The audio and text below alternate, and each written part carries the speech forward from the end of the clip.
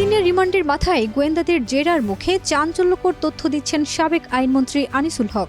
কোটা সংস্কার আন্দোলনে ছাত্র জনতার উপর অতিরিক্ত বল প্রয়োগের বিষয়ে নিজেকে নির্দোষ দাবি করেছেন তিনি, কিন্তু দায় চাপালেন স্বরাষ্ট্রমন্ত্রী আসাদুজ্জামান খান কামালের উপর। গত ৫ আগস্ট প্রধানমন্ত্রী শেখ হাসিনা পদত্যাগ করে দেশ ছাড়ার পরপরই আওয়ামী লীগের এমপি মন্ত্রীরা গা ঢাকা দেন। অনেকে পালিয়েও গেছেন, তবে পালানোর সময় অনেকেই ধরা পড়েছেন।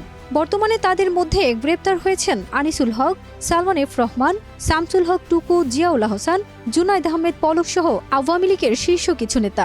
রিমান্ডে নিয়ে জিজ্ঞাসাবাদ করা হচ্ছে তাদেরকে, আর তাতেই মিলছে চাঞ্চল্যকর তথ্য ও একজন আরেকজনের উপর দায় চাপানোর ঘটনা।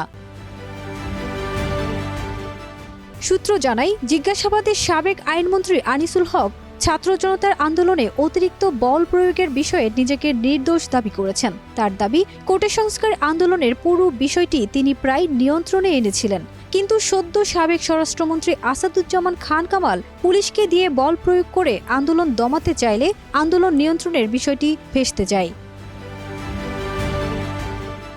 এছাড়া আনিসুল হক অতি উৎসাহী কিছু পুলিশ কর্মকর্তার উপরও দায় চাপিয়েছেন। তার দাবি, আইনশৃঙ্খলা বাহিনীর নির্বিচারে গুলি চালানোটা উচিত হয়নি। এতে আন্দোলন নিয়ন্ত্রণে আসার বিপরীতে আরও বেশি তীব্র আকার ধারণ করেছে।